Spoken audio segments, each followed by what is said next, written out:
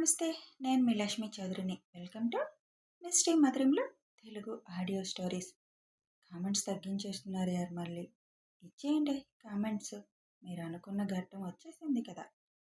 ఇక వీడియోకి వెళ్ళే ముందు లైక్స్, హైప్స్ ఇవ్వడం మర్చిపోకండి యార్. వాటి వల్ల కథ ఇంకొంతమందిలోకి రీచ్ అవుతుంది. ఇక కథలోకి వెళ్ళిపోదాం. శ్రీనాథ్ గారికి ఇంకా అవని కనిపించలేదు. ఆయన వెనక వైపు ఉండడంతో రెండు అంకుల్ అని పిలవగానే అతను లోపలికి వస్తుంటే అవని వెనక్కి తిరిగి అక్కడున్న కబోర్డ్లో ఏదో ఫైల్ వెతుకుతున్నట్టుగా యాక్షన్ చేస్తుంది. అంత టెన్షన్లో కూడా అమ్మని నీకు ఈ చావు తెలివితేటలు బాగా ఉన్నాయి కదా, చెబుతా అని అనుకొని కూర్చోండి అంకుల్ అని అంటాడు అభి.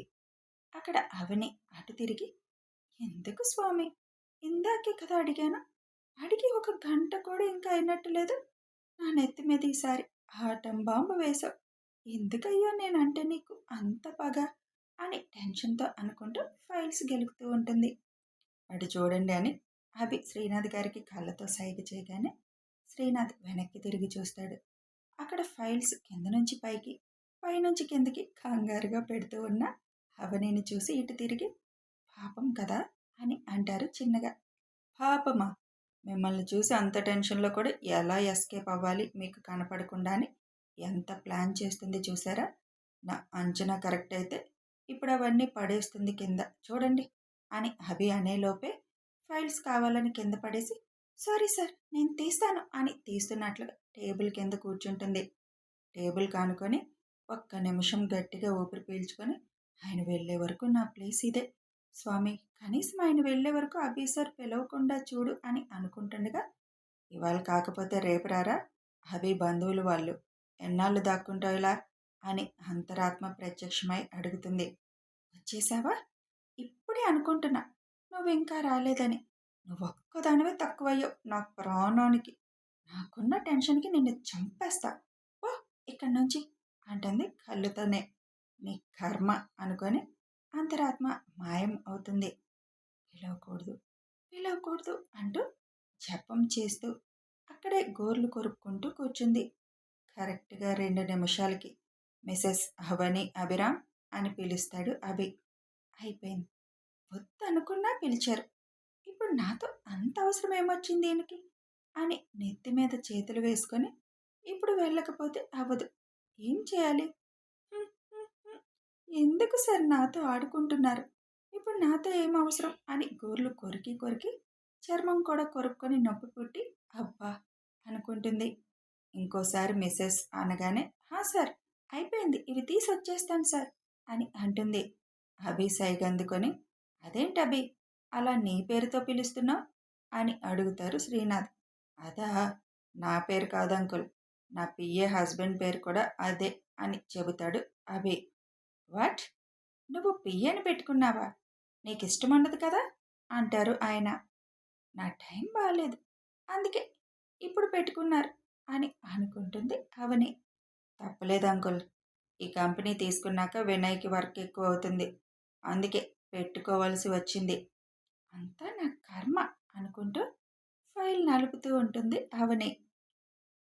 అవని అని మళ్ళీ ఈసారి కొంచెం సీరియస్ టోన్తో పిలుస్తాడు.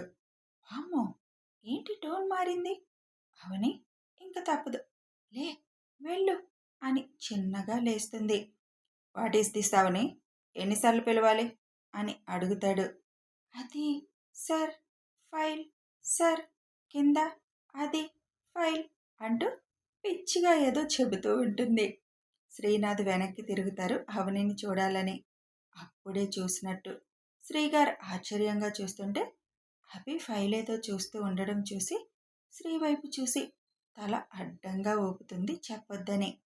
ఆయన ఏం సమాధానం చెప్పకపోవడంతో ప్లీజ్ అని కళ్ళతో రిక్వెస్ట్ చేస్తుంది. అభి అవని వైపు చూసేసరికి కళ్ళు తిప్పేస్తుంది. అవని కమ్ హియర్ అని పిలుస్తాడు. ఇక తప్పక అడుగులో అడుగు వేసుకుంటూ వస్తుంది. ఏంటి అంకుల్ తనని అలా చూస్తున్నారు అని అడుగుతాడు అభి. ఆయన ఏం చెప్తారు అని టెన్షన్తో ఫెయింట్ అయ్యే స్థితికి వచ్చిన అవనిని చూస్తూ ఏం లేదు అభి, అచ్చం మాకు తెలిసిన అమ్మాయిలా ఉంది, అందుకే చూస్తున్నా, కానీ కాదులే అని అంటారు. అప్పటిదాకా బిగపట్టిన ఊపిరి అప్పుడు వదిలి చున్నీతో చెమట తుడుచుకుంటూ అభి దగ్గరికి వస్తుంది. నువ్వేంటి ఆయన్ని అలా చూస్తున్నావు? ఎప్పుడన్నా చూసావా ఆయన్ని అని అవనిని అడుగుతాడు అభి. హా, నో సార్, లేదు సార్, నేనెన్నే ఎప్పుడు చూడలేదు సార్ అని తల అడ్డదిడ్డంగా తిప్పుతూ ఉంటుంది. అవనిని చూసి ఇద్దరికీ నవ్వొస్తుంది. కానీ బలవంతంగా నవ్వాపుకొని అవని అంకుల్‌కి ఒక కాఫీ ఆర్డర్ ఇవ్వు అని చెబుతాడు. ఓకే సార్ అని వెళ్ళబోతుంటే ఆగమ్మా, నాకేమీ వద్దు అభి, ఇప్పుడే ఇంటి నుంచి వచ్చాను కదా, నీతో మాట్లాడదామని వచ్చాను ఆ అమ్మాయి గురించి అని అంటారు. అమ్మాయి గురించి అనగానే అవని గిర్రున వెనక్కి తిరిగి చూస్తుంది. అంకుల్, మీరెన్ని చెప్పినా తను నా చైన్ ప్రూఫ్ చూపించాక ఇంకా తను కాదని నేనెలా అనుకుంటాను? మీరు చూసి కన్ఫర్మ్ చేయడం అనేది లాస్ట్ ఆప్షన్ అంతే. తను నాకు చైన్ చూపించినప్పుడే నేను తానే అనుకున్నాను అని అంటాడు అభి. వీళ్ళు మాట్లాడుకుంటుందేంటో అర్థమయ్యి అర్థమవనట్టుండి చైన్ ఏంటి, అమ్మాయి ఏంటి అని అక్కడే నిలబడి వింటున్న అవనిని చూసి నవ్వుకొని ఇక్కడ వద్దంకుల్, పర్సనల్ విషయాలు మాట్లాడడం తర్వాత మాట్లాడుకుందాం అని అంటాడు అభి. అది కాదభి. అంకుల్ ప్లీజ్, ఇక్కడ కాదు అని అంటాడు అభి. అయినా ఆ విషయం గురించి అయితే ఇంకేం మాట్లాడొద్దు అని అంటాడు. సరే నీ ఇష్టం, నేను వెళ్తాను ఇంకా, నేను అది మాట్లాడడానికి వచ్చాను, ఆ టాపిక్ వద్దు అన్నప్పుడు ఇంకెందుకు అని వెళ్తానని బాయ్ చెప్పి శ్రీగారు వెళ్ళిపోతారు. అవని అతన్ని కలవాలని, విషయం ఏంటో తెలుసుకోవాలని, ఎలా బయటికి వెళ్ళాలని ఆలోచించి సార్, అమ్మకు ఒక ఫోన్ చేసుకొని వస్తాను ప్లీజ్ సార్ అని అడుగుతుంది. ఓకే, వెళ్ళి ఫాస్ట్గా రా అని చెబుతాడు. పరుగున వెళుతున్న అవనిని చూసి ఫోన్ చేస్తాడు శ్రీగారికి. శ్రీగారు లిఫ్ట్ చేయగానే వస్తుంది మీకోసం, ఫోన్ ఆన్లోనే ఉంచండి అంకుల్ అని చెప్తాడు.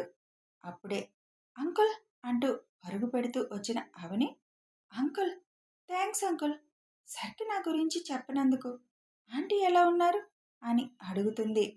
ఓహ్, ఇంకా మేం గుర్తున్నామా అని వెటకారంగా అడుగుతారు శ్రీ. అదేంటి అంకుల్ అలా అంటారు? లేకపోతే కనీసం మేము వచ్చిందాకా కూడా ఉండకుండా ఎందుకు వచ్చేసావు? అదంతా లెటర్లో రాశాను కదా అంకుల్.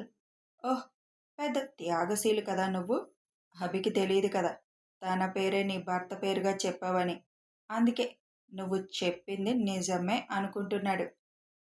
అంకుల్, ఇదంతా వదిలేయండి. మీరిప్పుడు సర్తో చైన్, అమ్మాయి అంటున్నారు. ఎవరి గురించి? నీకెందుకు? నువ్వు కాదు అనుకున్నావు. ఒట్టుతో మా నోరు నొక్కేశావు. అభికి దూరంగా ఉండాలి అనుకుంటున్నావు. ఇంకెందుకు ఇదంతా తెలుసుకోవడం? అంకుల్, నా పరిస్థితి చెప్పాను. ఆయన స్థాయికి నేను కరెక్ట్ కాదు. పైగా నా కుటుంబం బాధ్యత నా మీదుంది. మీకు తెలుసు కదా. అభికి చెప్తే చూసుకోడా? అవని మౌనంగా ఉండేసరికి నువ్వెందుకిలా అభికి నిజం చెప్పకుండా దూరంగా ఉన్నావో తెలియదు కానీ నీ పేరు చెప్పుకొని వాడి లైఫ్తో ఇంకో అమ్మాయి ఆడుకుంటుంది అని చెబుతారు శ్రీ. ఏమంటున్నారు అంకుల్? ఎలా తెలిసిందో తెలీదు. నీకు అభికి మధ్య జరిగింది తెలిసి ఒక అమ్మాయి అభి చైన్ లాంటిది వేసుకొని ఫోటో దిగి సోషల్ మీడియాలో పెట్టింది. ఆహా, అది కేవలం అభికి తెలియాలని ప్లాన్గా చేసింది. ఆ చైన్ చూసి అభి తన పలుకుబడి ఉపయోగించి ఆ అమ్మాయి అడ్రస్ తెలియపోయినా ఫోన్ నెంబర్ సంపాదించి ఫోన్ చేసి నిలదీసేసరికి తానే అని ఒప్పుకుందంట. అప్పటికే ఆ అమ్మాయి కోసం ముందు నుంచి వెతుకుతున్న అభి ఆ అమ్మాయి దొరికిందని ఆనందంగా ఉన్నాడు. అలా ఎలా నమ్ముతారు అంకుల్ ఆయన? అంత తెలివైన వారు అలా ఎవరో చెప్పగానే ఎలా నమ్మారు? బుర్రలేదా అసలు అని అరుస్తుంది. అభి ఏమంత సులువుగా నమ్మలేదు. జరిగిందంతా అమ్మాయి కరెక్ట్గా చెప్పింది. అందుకే నమ్మాడు. ఎవరంకుల్ అసలు? మన నలుగురికి తప్ప తెలియని విషయం బయటికి ఎలా తెలిసింది? నా దగ్గర చైనుంటే తన దగ్గర ఎలా ఉంది? అదెవరో తెలిస్తే దాన్ని గుట్లు పీకేస్తాను. ఇంత మోసం చేస్తుంది అని ఆవేశంగా అంటుంది. నీకెందుకంత ఆవేశం? కాదనుకున్నావు కదా. అభి ఎలా పోతే నీకెందుకు? నీకు తెలియదు కానీ అభి తన ప్రాణాలు కాపాడిన అమ్మాయిని ప్రాణంగా ఆరాధిస్తున్నాడు. పిచ్చివాడిలా వెతికాడు. అందుకే తనను నమ్ముతున్నాడు. అన్నీ కరెక్ట్గా చెప్తుంది. తనకు అభి ముందుకి రావడానికి కొంచెం టైం కావాలని. తనకు కొంచెం బాధ్యతలున్నాయని చెప్పింది. అందుకే రోజు ఫోన్లో మాట్లాడుకుంటున్నారు. ఆ విషయం మాట్లాడదామని వచ్చాను. ఎవరు చెప్పినా అభి వినే స్టేజ్లో లేడు. ఏం చేయలేను. నువ్వెలాగూ పెళ్ళొద్దనుకుని అభి భారీగా జీవితాంతం బతుకుదామనుకున్నావు కదా! అలాగే ఉండు. తనెవరిని చేసుకుంటే నీకెందుకు? ఏమైపోతే నీకెందుకు? నాకు టైం అయింది. నేను వెళ్తాను అని శ్రీగారు వెళ్ళిపోతారు. శ్రీగారు వెళ్ళాక అవని అక్కడే ఉన్న గట్టు మీద కూర్చొని, ఎవరి అమ్మాయి? చైన్ నా దగ్గరుంటే తన దగ్గర ఎలా ఉంది? అసలు మాకు మాత్రమే తెలిసిన విషయం ఎలా తనకి తెలిసింది? వీళ్ళు మాట్లాడుకుంటున్నప్పుడు ఎవరైనా విన్నారా? ఎవరై ఉంటారు? శ్రీ అంకుల్ కూతురు కాదు కదా? అదే అయ్యుంటుంది. లేకపోతే ఇంకెవరికి తెలుస్తుంది? వీళ్ళు మాట్లాడుకుంటుందంతా విన్నదేమో. చైన్ అంటే అభేసరికి చిన్నప్పటి నుండి తను తెలుసు కదా! చైన్ చూసుంటుంది. ఇలాంటి చచ్చు ఐడియాలన్నీ అదే వేస్తుంది. ఏదో ఒక ఫోటోలో ఉండి ఉంటుంది చైను. చేయించడం ఎంతసేపు? చేయించి ఇన్ని వేషాలు తను వేస్తే దొరికిపోతుందని అభి సార్ మీద కోపంతో అభి సార్ని బాధ పెట్టాలని తన ఫ్రెండ్ని ఎవరినైనా ప్రయోగిస్తుందేమో. ఈసారి ఆ శ్రీయుద్ధనే ఇది చేసిందని తెలియాలి. దాని తోలు ఒలిచి చెప్పులు కుట్టించుకుంటా. అయినా అన్నీ తెలివిగా ఆలోచించే సార్ ఇప్పుడు ఇలా ఎలా బోల్తా పడ్డారు? ఎలా నమ్మారు? నా పిచ్చి గాని అన్నీ చెప్తే నమ్మకుండా ఎలా ఉంటారు? ఉన్న టెన్షన్ చాలదన్నట్టు ఈ కొత్త టెన్షన్ ఒకటి. ఒకవేళ వేరే అమ్మాయి ఏమైనా అభి సార్ని ప్రేమిస్తుందేమో, అందుకే ఇలా చేస్తుందా? ప్రేమిస్తే నిజాయితీ ఉండాలి కదా! ఇలా మోసం చేయకూడదు కదా! అయినా బయట వాళ్ళకి ఎవరికి ఈ విషయం తెలిసే ఛాన్స్ లేదు కదా! చూద్దాం. వస్తుంది కదా! నేనిక్కడే ఉంటాను కదా! ఎవరైనా సరే దాని సంగతేంటో తేలుస్తాను. అబ్బా!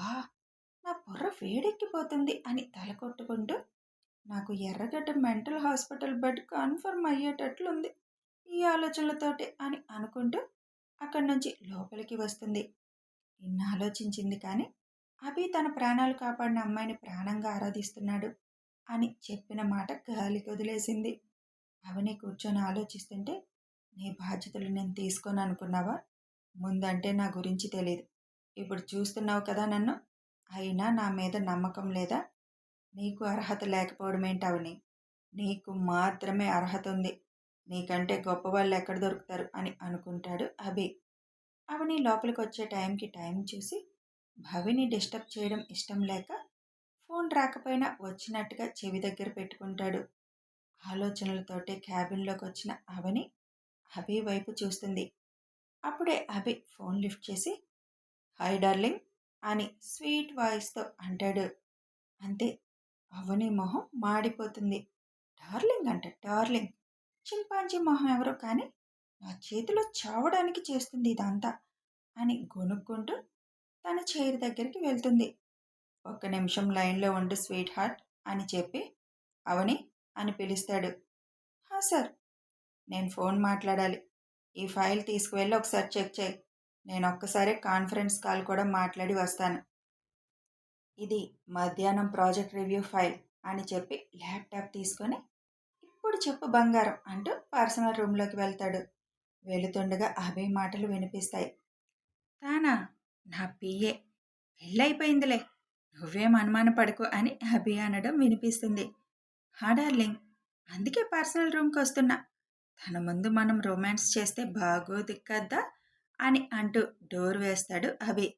ఆ ఫైల్ తీసుకొని రెండు చేతులతో నలుపుతూ, చాలా దూరం వచ్చిందే యవ్వారం, స్వీట్ హార్ట్, బంగారం అంట. ఇంకెన్ని ముద్దు పేర్లు పెట్టారో ఈయన గారు అనుకుంటూ అక్కడి నుంచి వెళ్ళి తన చైర్లో కూర్చొని ఫైలు ఎత్తెత్తి కొడుతూ స్థిమితంగా కూర్చోలేక నుంచుంటుంది. ఏం మాట్లాడుతున్నారో? రొమాన్స్ అంట. మాటల వరకేనా? ఫోన్లో మత్తులు కూడా పెట్టుకుంటున్నారా? చూడపోతే ఫోన్లోనే కాపురం చేసి పిల్లలను కూడా కనేలా ఉన్నారు అని గోర్లు కొరకబోతూ వేళ్ళు చూసుకొని, ఇంకేముంది ఇక్కడ అని చిరాకు పడుతూ అసహనంగా పర్సనల్ రూమ్ వైపు చూస్తుంది. అభి లోపలికి వెళ్ళి ఫోన్ బెడ్ మీద వేసి ల్యాప్టాప్లో తన క్యాబిన్ సీసీ ఆన్ చేసి బెడ్ మీద కూర్చొని అవని విన్యాసాలు చూస్తూ ఎంజాయ్ చేస్తున్నాడు. నుంచొని అక్కడక్కడే నడుస్తూ ఎవరిది అసలు? నా ప్లేస్ తీసుకుంది. దానికి ఎవరి అంటే ఏంటో చూపించాలి. కానీ ఎలా? అని వేరే లెవెల్‌లో థింక్ చేస్తూ ఉంది. అభి నవ్వుకుంటూ చూస్తూ ఉంటాడు. నిమిషానికొకసారి పర్సనల్ రూమ్ వైపు చూస్తూ ఇంకాగలేక నెమ్మదిగా వచ్చి డోర్ దగ్గర చెవి పెట్టి ఏమైనా వినిపిస్తుందేమో అని చూస్తుంది. ఏమీ వినిపించకపోవడంతో తలుపుకు చెవి ఆనిస్తుంది. అసలు ఏ సౌండ్ వినిపించకపోవడంతో ఇది సౌండ్ ప్రూఫ్‌నా అని ఆలోచిస్తూ ఉంటుంది. ఇదంతా చూస్తున్న అభి ఏం ఫీట్లు వేస్తున్నావు రాక్షసి, ఫినిషింగ్ టచ్ నేనిస్తానుండు అని డోర్ దగ్గరకొచ్చి ఫోర్స్‌గా డోర్ ఓపెన్ చేస్తాడు.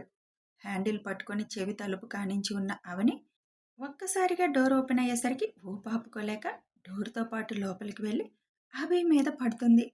అవని వచ్చి పడిన ఫోర్స్‌కి అభితో పాటు అవని కూడా బెడ్ మీద ల్యాండ్ అవుతారు. కథ కొనసాగుతుంది. పాపం పాప ఎన్ని ఫీట్లేస్తుందో. అభి ఆడుకుంటున్నాడు. వీడియో నచ్చితే ఒక లైక్ చేయండి యార్, షేర్ చేయండి. అలాగే కామెంట్స్ ఇవ్వండి యార్. మీ అభిప్రాయాలు తెలపండి. సబ్స్క్రైబ్ చేసుకొని సపోర్ట్ చేయండి. Thanks for watching.